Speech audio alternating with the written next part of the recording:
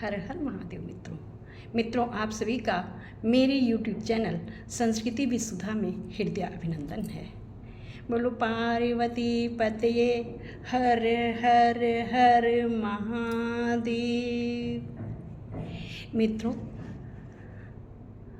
मैं आज एक ऐसा विषय लेकर आई हूँ जिसके बारे में आप सभी लोग उत्सुक होंगे और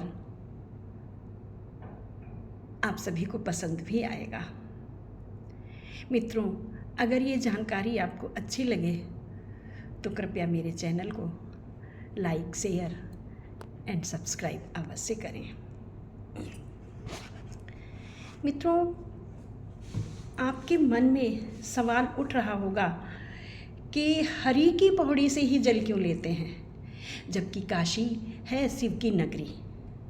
तो शिव की नगरी से जल लेकर के क्यों नहीं चढ़ाते? ऐसा क्या कारण है कि लोग हरिद्वार से जल लेकर के चढ़ाते हैं? और ये सवाल आना स्वाभाविक भी है। जानते हैं इन सवालों के जवाब।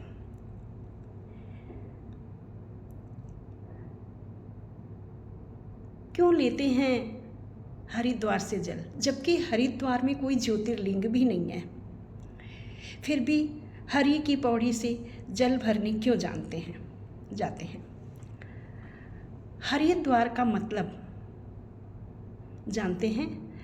हरिद्वार का मतलब है हरि जमा द्वार, अर्थात विष्णु का द्वार, देवताओं का प्रवेश द्वार।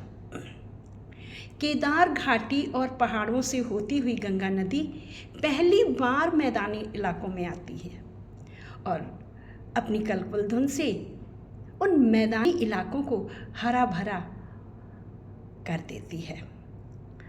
अतः इसे गंगा का द्वार भी कहा जाता है।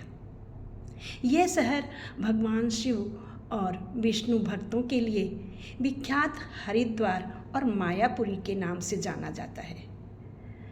मित्रों, दूसरे संदर्भ में इसे कपिला के नाम से भी जाना जाता है। कपिला कौन है? जो आपकी हर मनोकामना, हर मंशा को पूरी कर दे, वह कपिला गाय कहलाती है।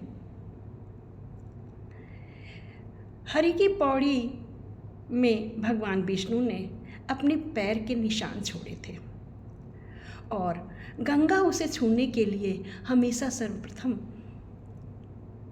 हरिद्वार ही जाती है।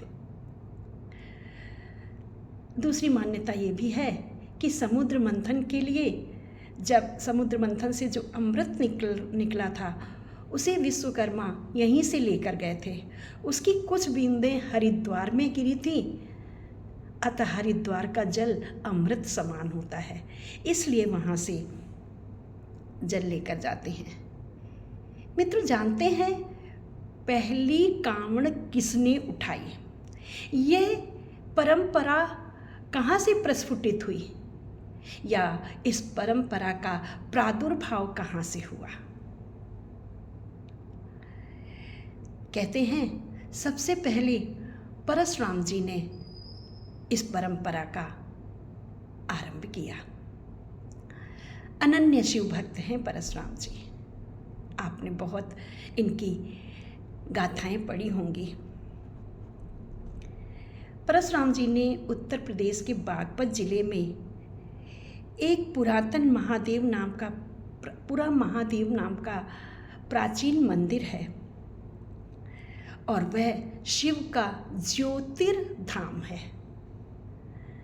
मान्यता है कि भगवान परशुराम ने गढ़मुक्तेश्वर में से गंगा जल लाकर यहाँ भगवान शिव का जलाभिषेक किया था और उनके इस कर्म को कई लोग शिव की पहली कांवड़ यात्रा मानते हैं। आज भी लाखों श्रद्धालु उसी मार्ग से जल लेकर आते हैं, पूरा महादेव के मार्ग से, और वहाँ अभिषेक करते हैं। तो मित्रों, ये थी हमारी इस श्रृंखला की शुरुआत। अब जानते हैं हम शिव जी का एक अत्यंत प्रभावशाली और सिद्ध स्तुति। शीश गंग अर्धांग पार्वती सदा विराजत कैलासी, नंदी भृंगी नृत्य करत हैं गुण गावत शिव की दासी।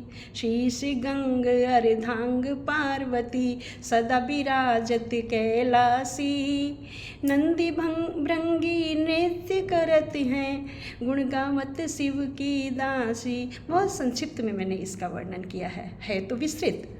शीतल मंद सुगंध पवन है बहे, शीतल मंद सुगंध पवन बहे, बैठे हैं शिव अविनाशी। करत गान गंधर्व सात सुर, राग रागनी सब गासी। करत गान गंधर्व सप्त सुर, राग रागनी सब गासी। शिव जी कैसे हैं? सब कुछ 3 लोक एक पल में लुटा देते हैं। तो रिद्धि सिद्धि के दाता शंकर, रिद्धि सिद्धि के दाता शंकर, सदा आनंदित सुख राशि। जिनके सुमिरन सेवा करते, टूट जाए यम की फांसी। जिनके सिमरन सेवा करते, टूट जाए यम की फांसी। कैलाशी काशी के वासी, कैलाशी काशी के वासी, अविनाशी सुध मेरी कीजो, अविनाशी सुध मेरी कीजो। सेवक जान सदा चरणन को, सेवक जान सदा चरणन को, अपनो जान दरस दीजो, अपनो जान दरस दीजो। तुम तो प्रभु सदा सयाने, तुम तो हो प्रभु सदा सयाने। अवगुण मेरे सब ढकियो, अवगुण मेरे सब ढकियो। सब अपराध क्षमा कर शंकर, सब अपराध क्षमा कर शंकर। किंकर की विनती सुनियो, किंकर की विनती सुनियो, किंकर की विनती सुनियो। अगर आप प्रभु के सामने यह स्तुति रोज करते हैं तो निसंदेह आपकी सभी विपदाओं को, आपकी सभी आपदाओं को शिव जी पल भर में दूर कर देंगे, क्षण भर में दूर कर देंगे। ऐसा मेरा विश्वास है। मेरा ही नहीं, अन्य सभी शिव भक्तों का ये विश्वास है। तभी तो इतने कांवड़ियाँ जाते हैं, अन्यथा कोई उनकी इस तरह से आराधना ना करे। बोलो पार्वती पते हर हर महादेव, पार्वती पते हर हर महादेव। ओम नमः शिवाय, ओम नमः शिवाय, ओम नमः शिवाय।